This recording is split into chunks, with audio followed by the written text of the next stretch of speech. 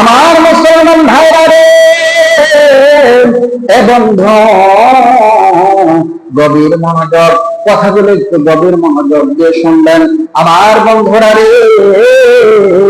আমার বিষয় কিন্তু এটা না, শুধু বোঝানোর জন্য বলছি। এবার যখন নবী, আমার আপনার নবী, মার নবী রহমাতুল্লিল আলামিনকে তিনটা প্রশ্ন করেছেন আমার বন্ধুরা রে। নবীর সাহাবী আব্দুল্লাহ ইবনে আব্বাস ডাকতে বলে, ইয়া রাসূলুল্লাহ, ইয়া হাবিবাল্লাহ, নবীজি ইহুদি যে তিনটা প্রশ্ন করেছেন, এই তিনটা প্রশ্নের জবাব আমি দেওয়ার জন্য রাজি আছি। সুবহানাল্লাহ বলেন।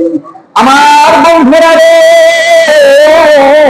আমি যে আয়াতে কারিমা আপনাদের সামনে তেলাওয়াত করেছি, আল্লাহ পাক রব্বুল আলামিন এই আব্দুল্লাহ ইবনে মাসউদের শানে যে কোরআনের আয়াত নাযিল করেছেন, এবং এই কথাটা বোঝানোর জন্য এই তিনটা প্রশ্ন আমি আপনাদেরকে বলেছি। একটা বাচ্চা 12 বছর বয়স হওয়ার পরে গোটা কোরআনুল কারীম তাফসীর করেছেন, গোটা কোরআনুল কারীমের জ্ঞান তিনি অর্জন করেছেন। এবং আমার আপনার নবী, মার নবী রাহমাতুল্লিল আলামিন দুনিয়ায় থেকে বিদায় হওয়ার ঘটনা, আমার নবীজির ইন্তেকালের পর যখন আব্দুল্লাহ ইবনে মাসউদ রাদিয়াল্লাহু তাআলা তিনি বয়সে উপনীত হয়ে গেলেন, এবং আব্দুল্লাহ ইবনে মাসউদ রাদিয়াল্লাহু তাআলা তিনি একদিন ঘুমিয়ে আছেন, তিনি ঘুমের ভিতরে স্বপ্ন দেখেন, আমার বাজারে নবীর সাহাবী আব্দুল্লাহ ইবনে আব্বাস রাদিয়াল্লাহু তাআলা তিনি স্বপ্ন দেখেন, স্বপ্নের ভিতরে তার বাবা তারে ডাকতেছেন, এবং তিনের ঘুম ভেঙে গেলেন। ঘুম থেকে ওঠার পরে তিনি ওযু করলেন, ওযু করার পরে তিনি মসজিদে গিয়ে সালাতুল ফজর আদায় করলেন, এবং সালাতুল ফজর আদায় করার পর তিনি যখন আবার তার ঘরের মধ্যে ঢুকবেন, কামরার মধ্যে ঢুকবেন, সবেমাত্র একটা পা ঘরের মধ্যে রাখছেন, আমার অবস্থায় আব্দুল্লাহ ইবনে আব্বাস রাদিয়াল্লাহু তাআলা তিনি লক্ষ্য করে দেখেন, এবং তার বাবা যে তার বাড়ির পাশে খেজুর গাছ বপন করেছিল, এবং ওই খেজুর গাছের ডালের উপরে একটা চড়ুই পাখি অথবা একটা দোয়েল পাখির আকৃতি ধারণ করে, এবং মানুষের বাসায় নবীর সাহাবীকে ডাকতে বলে, ও রাসূলুল্লাহর সাহাবী, আমি আপনাকে দুইটা সুসংবাদ শোনাইবার চাই, আমি আপনাকে জান্নাতের দুইটা সুসংবাদ শোনাবার চাই। এবার নবীর সাহাবী মুফাসসিরে কোরআন আব্দুল্লাহ ইবনে আব্বাস রাদিয়াল্লাহু তাআলা আশ্চর্য হয়ে গেলেন, মানুষের বাসায় যখন পাখি তাকে ডাক দিচ্ছেন, আমি তোমাকে দুইটা সুসংবাদ শোনাবার চাই। আমার মুসলমান ভাইরা রে, নবীর সাহাবী আব্দুল্লাহ ইবনে আব্বাস ডাকে বলে, পাখি রে তুমি আমাকে কি সুসংবাদ শোনাইবা, তুমি শোনায়া দাও। এবার পাখি মানুষের বাসায় ডাকতে বলে, নবীর সাহাবী আমার প্রথম নম্বর সুসংবাদ হইল, তুমি এই পৃথিবীর জমিনে তুমি বেশি দিন থাকতে পারবে না।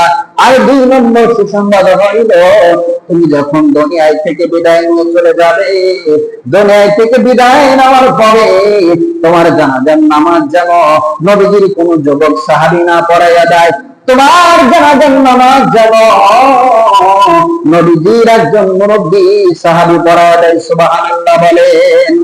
আমার বন্ধুরা রে, আমার যুবক ভাইরা রে, পাখি যখন নবীর সাহাবী মুফাসসির আব্দুল্লাহ ইবনে আব্বাস রাদিয়াল্লাহু তাআলা আনহুকে ঘটনা শোনাইলেন, তিনি ঘরের মধ্যে হুজরার মধ্যে প্রবেশ করলেন। হুজরার মধ্যে প্রবেশ করার পর তার বিবিরে ডাক দিলে, বিবি রে আমি তোমারে দুইটা ওসিয়ত করতে চাই। আয় বিবি, আমি দুইটা ওসিয়ত তোমারে করতে চাই, রাখবানি। আমার প্রথম নম্বর ওসিয়ত হইল, আমার যখন দুনিয়ায় থেকে বিদায় নেব, আমার জানাজার নামাজ যেন নবীর একজন মুরব্বী সাহাবী পড়ায়া দেয়। আমার 2 নম্বর ওসিয়ত হইল, তোমার গর্ভের মধ্যে যে আমার সন্তান আছে, এই সন্তান ছেলে হোক বা মেয়ে হোক, এই সন্তান জন্মের পর তুমি তাকে কোরআনের খাদেম বানাইলেন। সুবহানাল্লাহ বলেন। কিসের খাদেম? কোরআনের খাদেম বানাইবা। এ বন্ধু, এই কথা বলার পরে নবীর সাহাবী আব্দুল্লাহ ইবনে আব্বাস রাদিয়াল্লাহু তাআলা আনহু কিছুদিন পর তিনি ইন্তেকাল করলেন। কিছুদিন পর ইন্তেকাল করার পর এবার তার বিবি নবীর সাহাবীদেরকে ডাকলেন। ডাক দেওয়ার নবীর সাহাবীরা, রে আমার স্বামীর জীবদ্দশায় দুইটা ওসিয়ত করেছে। প্রথম নম্বর ওসিয়ত হইল আমার স্বামীর মৃত্যুর পরে নবীজির একজন মুরব্বী সাহাবী যেন জানাজার নামাজটা পড়ায়া দেয়। তবে কি কারণে জানাজার নামাজ পড়াইবে? আমার বিবি বলে, স্ত্রী বলার পরে বলে কি কারণে পড়াইবে, আমাকে এই বিষয়টা কিন্তু বলে দেয় নাই। আমার বন্ধুরা রে, আব্দুল্লাহ ইবনে আব্বাস রাদিয়াল্লাহু তাআলা ইন্তেকাল করার পর যখন এই কথাগুলো নবীর সাহাবায়ে কেরামদেরকে বললেন, এবং নবীর সাহাবীরা তখন আব্দুল্লাহ ইবনে আব্বাস রাদিয়াল্লাহু আনহুকে গোসল করালেন, কাফন পরালেন। গোসল করানো, কাফন করানোর পরে জানাজার নামাজের পূর্বে যখন নবীর সাহাবীরা লাশটাকে রেখে যেমন কথাগুলো বলতেছিলেন, আমরা যেরকম মানুষ মৃত্যুর পরে তাকে জানাজার নামাজের পূর্বে, দাফনের পূর্বে মায়াতকে সামনে রেখে মায়াতের সম্পর্কে অনেক কিছু বলে থাকি কি থাকি না? বলেন, বলে থাকি কি থাকি না? তার সম্পর্কে অনেক কিছু বলে থাকি। সে কেমন ছিল, তার আখলাক কেমন ছিল, তার চলাচল কেমন ছিল, এই সম্পর্কে আমরা মানুষের সামনে বর্ণনা করতে থাকি। তো নবীর সাহাবীকে সামনে রেখে একজন মুরব্বী সাহাবী তার ওসিয়ত অনুযায়ী তার সম্বন্ধে কথা বলতেছেন। এমন অবস্থায় লক্ষ্য করে দেখেন, আকাশ থেকে বিশাল বড় একটা হলুদ বর্ণের পাখি নবীর সাহাবী আব্দুল্লাহ ইবনে আব্বাস রাদিয়াল্লাহু তাআলা আনহু একেবারে দেহ মোবারক বরাবর আসমান থেকে নেমে আসতেছেন। বিশাল বড় একটা পাখি, হলুদ বর্ণের পাখি, যার নখ অনেক বড় বড়, ঠোঁট অনেক বড়, আসমান থেকে সরাসরি একেবারে লাশ বরাবর নেমে আসতেছেন। সমস্ত সাহাবায়ে কেরাম ভয় পেয়ে গেছে, কি ব্যাপার, এত বড় পাখি আসমান থেকে তার লাশ বরাবর কেন নেমে আসেন? তখন সেখানে অনেক যুবক সাহাবী ছিলেন।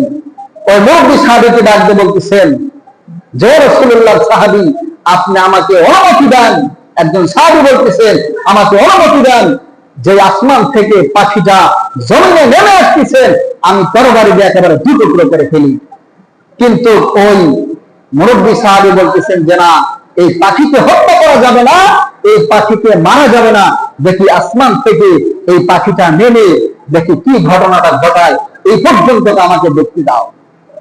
আমার মুসলমান ভাইরা রে, এবার পাখি আসমান থেকে একেবারে জমিনে নেমে নবীর সাহাবী আব্দুল্লাহ ইবনে আব্বাস রাদিয়াল্লাহু তাআলা আনহু একেবারে বুক বরাবর নেমে পড়লো। এবং এই পাখিটা বুক বরাবর নামার পরে এবার কাফনটা সরাইয়া এবং পাখিটা তার ঠোঁটের সাথে ঠোঁট লাগাইয়া নবীর সাহাবী আব্দুল্লাহ ইবনে আব্বাস রাদিয়াল্লাহু তাআলা আনহু ঠোঁটের সাথে ঠোঁট লাগাইয়া পাখি তার বাসায় ডাক দিলেন, ফাদখুলি ফি ইবাদি ওয়াদখুলি জান্নাতি। আল্লাহু আকবার বলেন। আমার বন্ধুরা রে, পাখি যখন তার বাসায় এই কথাটা বলে দিয়েছেন, নবীর সমস্ত সাহাবায়ে কেরাম বড় আশ্চর্য হয়ে গেছে যে নবীর সাহাবী আব্দুল্লাহ ইবনে আব্বাস তার জীবদ্দশায় কি এমন আমল করেছে, কি এমন আমল করেছে যার কারণে আসমান থেকে পাখি নেমে পাখির বাসায় তাকে জান্নাতের সার্টিফিকেট দিয়ে দেয়। সুবহানাল্লাহ বলে।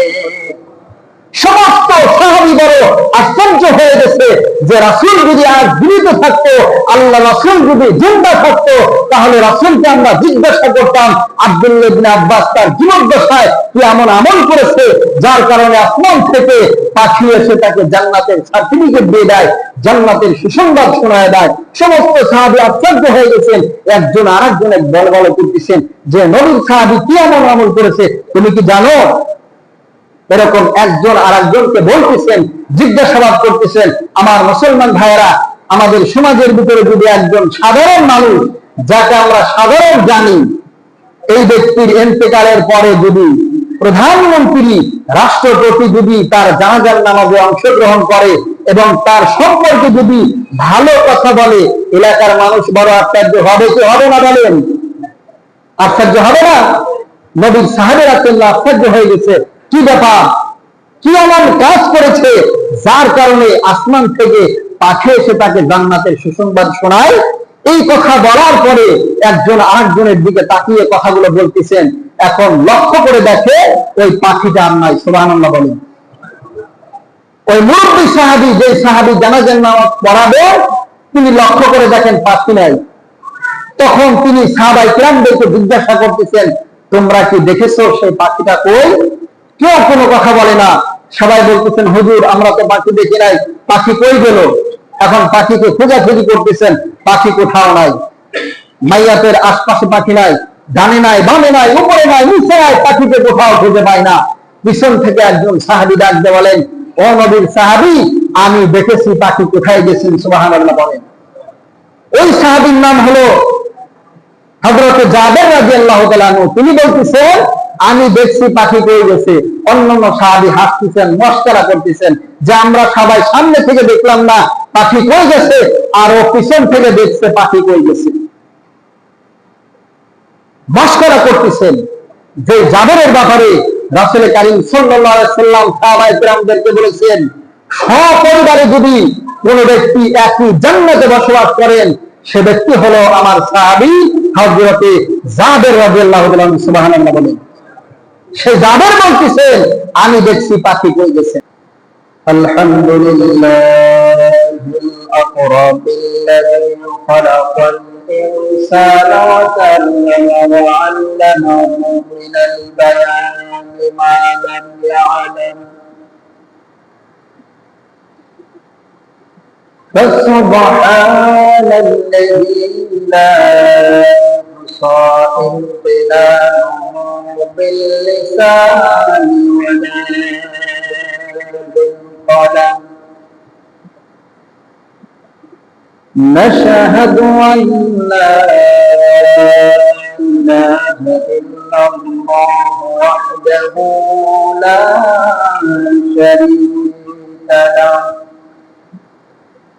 الذي أرسله بالحق بشيرا ونذيرا وداعيا إلى الله بإذنه وسراجا وقمرا منيرا.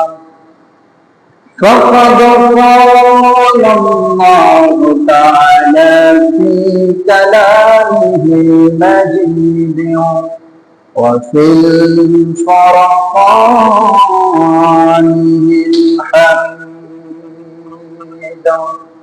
সবাই বরং আউযু বিল্লাহি মিনাশ শাইতানির রাজীম. বিসমিল্লাহির রাহমানির রাহিম.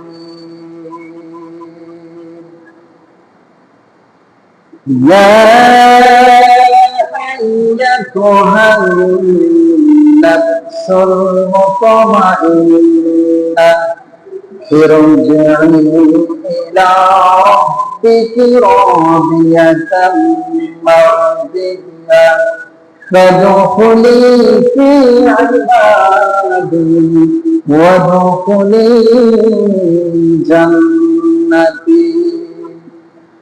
وقال رسول الله صلى الله عليه وسلم إنما الأعمال بالنيات وقال الله تعالى إن الله وملائكته يصلون على النبي يا أيها الذين آمنوا صلوا عليه وسلموا تسليما اللهم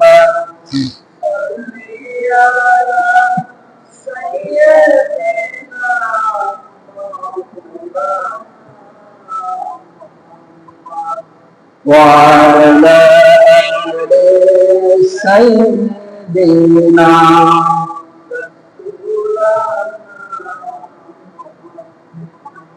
মনটা যদি হইত বদল হাওয়া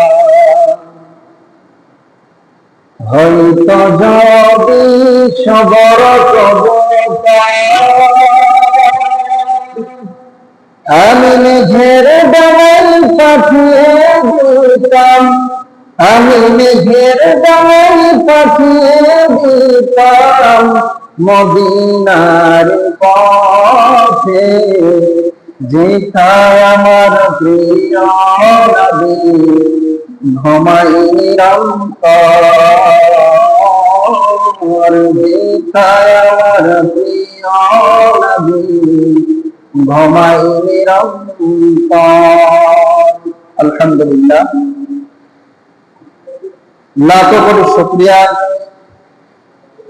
সেই মহান তাবারক তাআলার জন্য, যে মহান তাবারক তাআলা আমাকে এবং আপনাদেরকে অত্যন্ত ভালোবেসে দুনিয়ার সমস্ত কাজ থেকে ফারিক করে তার বিশাল আকাশের নিচে প্রশস্ত জমিনের উপরে যে জায়গাটুকু আল্লাহ তাআলার দরবারে সবচাইতে বেশি দামি, সবচাইতে বেশি পছন্দনীয়, সেইখানে আসা এবং বসার তৌফিক দান করলেন। এই জন্য সকলে আমরা খুশি না বেজার? একটু আওয়াজ করে বলবেন, খুশি না বেজার? কম না বেশি?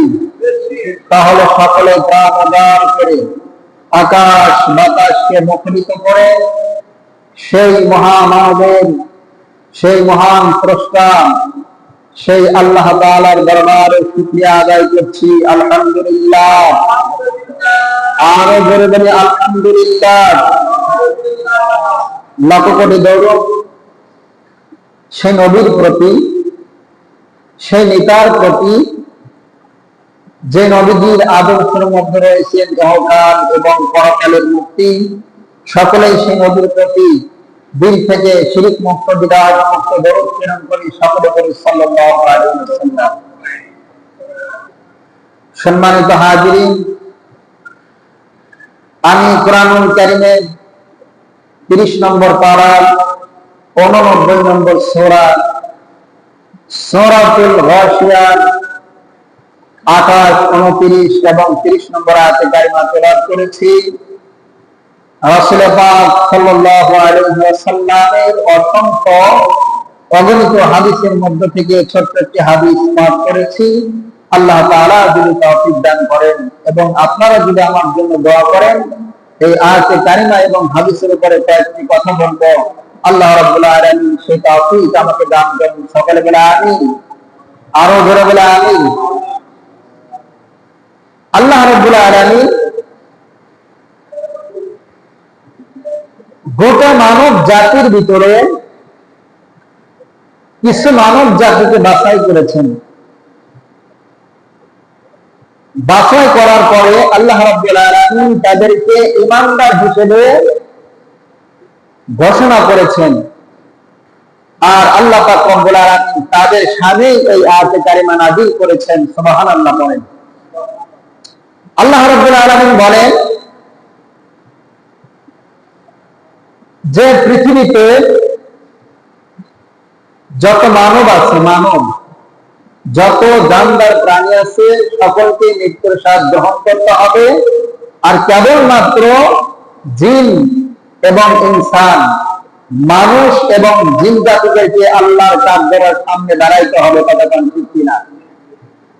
দুনিয়ায় এবং আখিরাতে আল্লাহ তাআলা তাদেরকে ইমতিহান করেন, পরীক্ষা নেন, পরীক্ষা করে থাকেন, পরীক্ষা করে থাকেন। তো আল্লাহ পাক রব্বুল আলামিন যে সমস্ত বান্দারা দুনিয়া থেকে ভালো কাজ করবেন, মৃত্যুর সময় আল্লাহ পাক রব্বুল আলামিন তাদের আত্মাটাকে এত সুন্দর করে, এত সহজ করে তার শরীর থেকে বের করবেন, ওই ব্যক্তি যেন টেরই পাবেন না। আল্লাহ পাক রব্বুল আলামিন তাকে বলেছেন, ইয়া আইয়াতুহান নাফসুল মুতমাইন্নাহ। আজরাইল আলাইহিস সালাতু ওয়াস সালাম এসে সেই আত্মাদেরকে ডাকতে থাকবে, ইরজিই, তোমরা বের হয়ে আসো, ইলা রাব্বিকা রাদিয়াতাম মারদিয়া, তোমাদের প্রভুর দিকে, কারণ তোমাদের প্রভু তোমাদের প্রতি সন্তুষ্ট আছেন। সুবহানাল্লাহ বলেন। কোন ব্যক্তির প্রতি যদি আল্লাহ তাআলা সন্তুষ্ট থাকেন, কোন আত্মার প্রতি যদি আল্লাহ তাআলা সন্তুষ্ট থাকেন, তাহলে ওই ব্যক্তির কোনো ভয় আছে? ওই ব্যক্তির কোনো টেনশন আছে? ওই ব্যক্তির কোনো চিন্তা আছে? কোনো ভয়ও নাই, চিন্তাও নাই। তো আল্লাহ পাক রব্বুল আলামিন এভাবে যাদের আত্মাটা পরিশুদ্ধ পবিত্র, তাদের আত্মাটাকে আল্লাহ তাআলা এইভাবে বের করে নিয়ে আসবেন, অনেক কি টেরি পাবেন না। সুবহানাল্লাহ বলেন। আমার বন্ধুগণ, রাসূল কারীম সাল্লাল্লাহু আলাইহি সাল্লাম হাদিস শরীফের মধ্যে বলেছেন, বুখারী শরীফের সর্বপ্রথম হাদিস, রাসূল কারীম সাল্লাল্লাহু আলাইহি সাল্লাম বলেছেন যে প্রতিটি কাজ নিয়তের উপর নির্ভর করে। কিসের উপরে বলেন? নিয়তের উপরে। আমরা যখন বাড়িতে ছিলাম, অনেক আগেই কিন্তু আমরা জুমার নামাজের নিয়ত করেছি। আমাদের হাজারো কাজ ছিল, হাজারো ব্যস্ততা ছিল, সমস্ত কাজকে উপেক্ষা করে, সমস্ত কাজ থেকে ফারেক হয়ে আমরা নিয়ত করেছি জুমার নামাজে যাব, ঠিক কিনা? এই জন্য প্রত্যেকটি কাজ, ভালো মন্দ সব কাজ কিসের উপর নির্ভর করে বলেন? নিয়তের উপর নির্ভর করে। এই জন্য আমরা যখন কোন ভালো কাজের নিয়ত করব, আল্লাহ পাক রব্বুল আলামিন সঙ্গে সঙ্গে সেই ভালো কাজের প্রতিদান দিয়ে থাকেন। সুবহানাল্লাহ বলেন। তো রাসূল কারীম সাল্লাল্লাহু আলাইহি সাল্লামের একজন সাহাবী, যিনি আল্লাহ রাসূলের আপন চাচাতো ভাই ছিলেন, হযরতে আব্দুল্লাহ ইবনে আব্বাস রাদিয়াল্লাহু তাআলা আনহু, নাম কি বলেন? আব্দুল্লাহ ইবনে আব্বাস রাদিয়াল্লাহু তাআলা আনহু, যিনি গোটা কোরআনুল কারীমকে তাফসীর করেছেন। সারা পৃথিবীতে যত তাফসীর আছেন, যত মুফাসসিরিন কিরামগণ আছে, যারা কোরআন শরীফকে নিয়ে গবেষণা করেছেন, কোরআনকে নিয়ে যারা গবেষণা করেছেন, সবচাইতে যিনি বেশি তাফসীর করেছেন, কোরআন নিয়ে রিসার্চ করেছেন, তিনি হলেন রাসূল কারীম সাল্লাল্লাহু আলাইহি সাল্লামের আপন চাচাতো ভাই আব্দুল্লাহ ইবনে আব্বাস রাদিয়াল্লাহু তাআলা। সুবহানাল্লাহ বলেন। এই আব্দুল্লাহ ইবনে আব্বাস রাদিয়াল্লাহু তাআলা এর শানে এই আয়াত কারিমা আল্লাহ রাব্বুল আলামিন নাযিল করেছেন, এমন ভাবে নাযিল করেছেন, গোটা পৃথিবীর মানুষকে আল্লাহ তাআলা তাক লাগিয়ে দিয়েছেন। সুবহানাল্লাহ বলেন। তার পূর্বে আমি আপনাদেরকে একটা কথা বলবো। একবার নবী কারীম সাল্লাল্লাহু আলাইহি সাল্লামের কাছে একজন ইহুদি আসলেন, যিনি ইহুদি ধর্মের সবচেয়ে বড় আলেম। তাওরাত, জাবুর, বাইবেল, গোটা কিতাব তার মুখস্থ। তাওরাত কিতাবের মধ্যে আমাদের নবীজির জীবনী ছিলেন, নবীজির সৌন্দর্যের বর্ণনা ছিলেন, নবীজি কখন আসবেন, কত বছর বয়সে আসবেন, নবীজির চুল কেমন ছিল, নবীজির শরীরের গঠন কেমন ছিল, নবীজির উচ্চতা কেমন ছিল, নবীজির দাড়ি মোবারক কেমন ছিল, নবীজির চুল মোবারক কেমন ছিল, সেই তাওরাত, জাবুর, ইনজিলের মধ্যে আল্লাহ তাআলা বর্ণনা করেছিলেন। সুবহানাল্লাহ বলেন। তিনি ইহুদি ধর্মের সবচেয়ে বড় আলেম। তিনি যখন রিসার্চ করছেন, তাওরাত, জাবুর, ইনজিল, বাইবেল এগুলো রিসার্চ করার পরে এবার মুসলমানদের কোরআনও গবেষণা করছেন যে মুসলমানদের শ্রেষ্ঠ নবী মুহাম্মদুর রাসূলুল্লাহ সাল্লাল্লাহু আলাইহি সাল্লাম তার জীবন নিয়ে গবেষণা করছেন।